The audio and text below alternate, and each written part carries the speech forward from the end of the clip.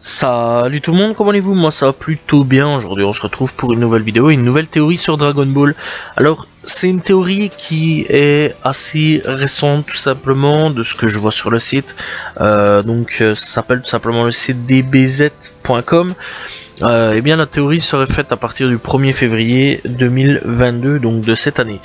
Donc c'est une théorie de Dragon Ball Super. C'est cool parce que c'est assez rare quand on peut parler de Dragon Ball Super, sachant que le manga continue mais pas trop, mais pas l'animé en ce moment. Voilà, malgré qu'il va y avoir un film qui va arriver, logiquement ça va redébloquer un peu l'animé qui devrait arriver, enfin bref, c'est pas grave, donc voilà. Donc ça explique comment les Namek, dits Namekiens sur le site, donc voilà, survivent juste avec de l'eau. Bref, donc c'est une récente interview d'un biologiste et fan de Dragon Ball a tenté tout simplement de faire l'analogie entre les créatures du monde de Dragon Ball et notre monde réel. Et donc voilà tout simplement. Et donc dans l'œuvre d'Akira Toriyama, les Saiyans sont peut-être au sommet de la pyramide des races des guerriers, mais il existe aussi un peuple qui possède des facultés aussi extraordinaires. Il s'agit tout simplement du peuple de Namek, qui ont notamment tout simplement le pouvoir de créer les Dragon Ball, et donc voilà, mais aussi le pouvoir de pouvoir se battre convenablement, et donc de se battre vraiment très très bien d'ailleurs, puisque l'un des plus connus combattants du peuple Namek est tout simplement évidemment Piccolo. Donc voilà, Piccolo qui à la base est un ennemi de Goku qui a changé de camp, donc voilà, mais ça on s'en fout, on connaît tout simplement.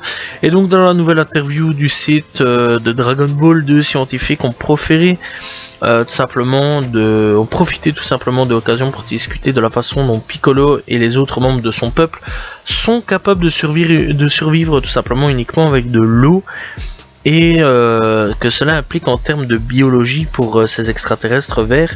Et donc on retrouvera tout simplement Masayuki Kato et Yudei Okuwama, tout simplement. Eux-mêmes fans de Dragon Ball évoquent comment Toriyama aurait pu s'inspirer de notre univers dans la conception des Namek. Donc on va retrouver tout d'abord, donc en gros ils discutaient entre eux, on va retrouver tout simplement Okuyama en termes de biologie, donc ça c'est ce qu'il dit. On peut imaginer qu'ils obtiennent leur énergie via de la photosynthèse tout simplement, tout comme les plantes, ils sont verts après tout. Kato tout simplement, donc il dit: vous avez peut-être raison, la planète Namek tout simplement a 3 soleils et pas de nuit, dont la photosynthèse serait la méthode idéale pour générer de l'énergie dans l'environnement dans lequel ils vivent. Et donc Okuyama répond: en fait il y a des animaux qui vivent en symbiose avec des algues ou dont le corps contient des chloroplastes, on va doucement parce que c'est quand même des mots assez compliqués, et donc qui utilisent tout simplement la photosynthèse pour générer de l'énergie.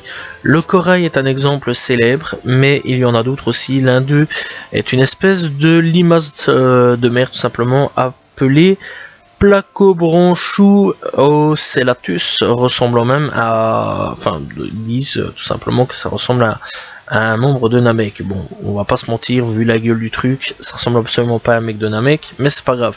Et donc l'anecdote est encore plus intéressante quand on se souvient qu'Akira Toriyama a choisi de donner des noms en rapport avec des escargots ou membres de Namek. Dans le reste de l'interview, et bien tout simplement Okuyama plonge ensuite dans d'autres informations intéressantes concernant la planète Namek, discutant des arbres qui ont été vus tout au long de l'arc Freezer de Dragon Ball. Il y a encore une tonne de choses intéressantes sur la planète Namek. Par exemple, il y a une espèce d'arbre plutôt unique sur Namek appelé Agisa, qui n'a qu'un petit bulbe rond et des feuilles juste au sommet de son tronc mince. Bref, donc c'est vrai que Namek c'est pas une planète qu'on a énormément visité, sauf tout durant l'arc Freezer. Donc voilà, si on a quand même pas mal visité, mais donc voilà. Mais à partir de Dragon Ball Super, malheureusement, à partir de Dragon Ball après l'arc Freezer, etc., on verra plus trop Namek. Et donc dans Dragon Ball Super, la planète Namek tout simplement n'est peut-être plus aussi visible qu'elle était autrefois dans Dragon Ball Z, mais on pourra avoir une chance d'y retourner tout simplement avec le film Dragon Ball Super Hero, puisque on voit tout simplement on pourrait peut-être y retourner dans ce film là, ou peut-être plus tard tout simplement dans Dragon Ball Super, qui sait. Mais bref, nous ce qui nous intéresse c'est de savoir un peu leur origine, tout simplement. Donc, eh bien, tout simplement, les Namek pourraient être tirés de deux trucs assez distincts. Donc, encore une fois, comme ça a été dit, donc voilà, des escargots, un petit peu, voilà, tout simplement, même si on peut se faire une parenthèse sur certains points. Donc, oui, les escargots avec les escargots de mer, vu que ça a été dit un peu plus tôt. Donc, pour les escargots, c'est simple, tout simplement, c'est avec le fait qu'ils peuvent pondre des œufs. Donc, voilà, les Namek peuvent pondre des œufs, ce qui est logique sur certains points, je vais dire. Donc voilà, et aussi le fait d'être aussi un truc sur les plantes, puisque les plantes tout simplement, eh bien, donc voilà, peuvent repousser certains membres, donc voilà, ça peut être aussi intéressant. Donc voilà, et alors on sait que donc encore une fois, donc comme les plantes, eh bien, ne mangent pas. Et donc voilà, et bien tout simplement les plantes boivent de l'eau, voilà, et donc là-dessus ça pourrait faire un petit peu en sorte à ce que les Namek, donc voilà, peuvent juste boire de l'eau et ne pas manger.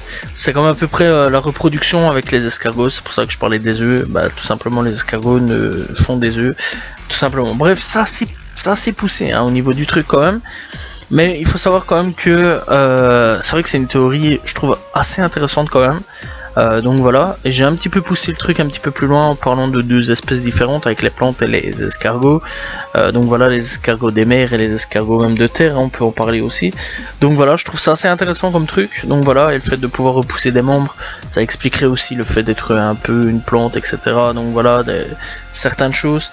Donc voilà, c'est vrai quand même que ça peut pousser un petit peu à réfléchir en mode ouais, tu vas trop loin quand même. Mais encore une fois, c'est une théorie, c'est des inspirations, donc voilà, on ne sait jamais. Donc voilà, seul Akira Toriyama peut nous répondre sur cette théorie là, tout simplement. Donc voilà, voilà, c'est la fin de cette vidéo. J'espère que vous avez apprécié cette théorie assez farfelue, on va pas se mentir. Donc voilà, j'espère que vous l'avez apprécié tout simplement. N'hésitez pas à vous abonner, liker, commenter, partager. On se retrouve très prochainement pour une nouvelle vidéo. Je réponds toujours aux commentaires. Salut tout le monde, ciao ciao.